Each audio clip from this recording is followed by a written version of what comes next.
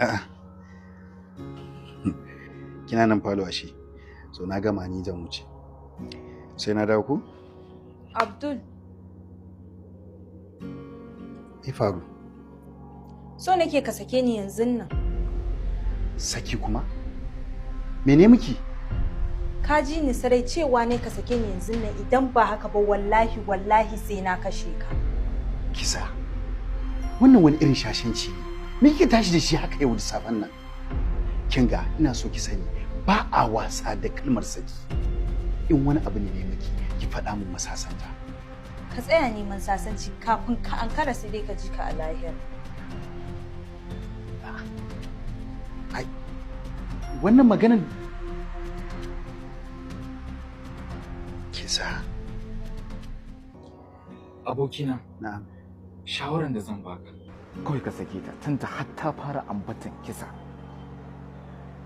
Ni intelligent officer ne. Na handling cases irin haka times without number.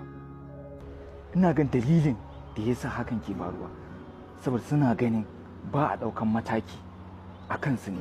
Inda sun gan cewa ana kashe su, da hakan ba zai dinga faruwa ba. Gaskiya ne.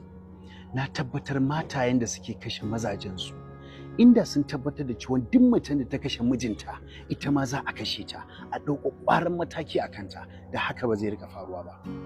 Abokina, na gode da shawarar da ka bani. Zan je gida kuma insha Allah sai dai ka ji ni. Thank you. Na gode.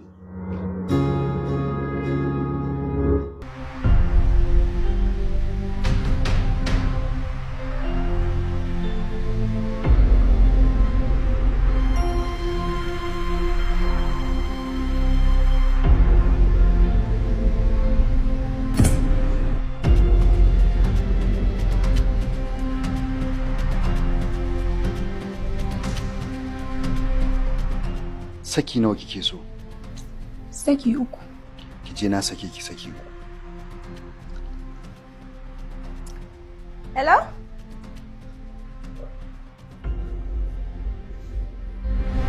Yanzu haɗa waya kana ganin cewa wannan alajin idan ne na bashi aka bashi haɗin kai GLK nan magana ta an wuce gurin? Kin ji so kuwa. GLK da su zama gyaɗa? Ke bari in gaya muku akan ku za a fara ba da jiwa gwa. Dan Allah, jiwa gwa? Ita kai haɗa waya. Ina gaya miki. GLK banza. La ilaha illallah. Ina gaya miki. Dan girman Allah kar ka faɗa min abin da kaina ba zai iya ɗauka ba. Ke ba?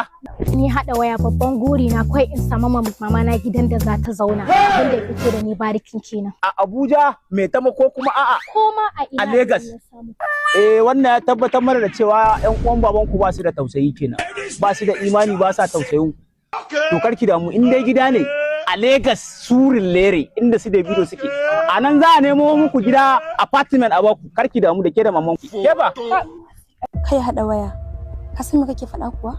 To in dai maganar ka gaskiya ne, wannan akwatin da na ɗauko shi ba zai koma gida ba, sai na tafi jiwagon. Ke ma da jiwagon za ki koma gida. Kai ina mai tabbatar muku fa, ina iPhone 17 nan da ake ta kunji za ta Kar ka gaya mu ne za ku fara buɗe ta a garin nan. Kawai ku saki jikinku. 17. Ke bari ban gaya muku fa, akwai manya-manyan masu kuɗi a garin nan wanda sun tara kuɗi ba su san ya za su yi da su ba. Kawai sai dai su dinga nemo 'yan dakwalan yara suna raba musu kyauta. Allah ina gaya muku waya kawai zan ji yazo ta tare ku. Ke dai gida kin samu jiwa gwa, ke ma jiwa gwa.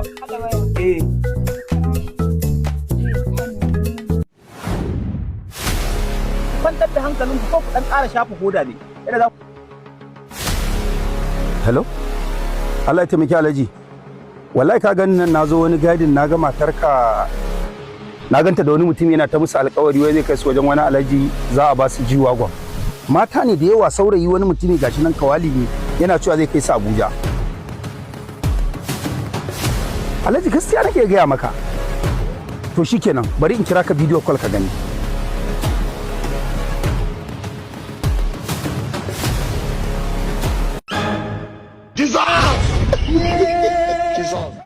Kuka ce ku yan iska ne da ku bude mana. Kai kuma haka za ka kare in Allah yadda sai an yi wa 'yar gidanku.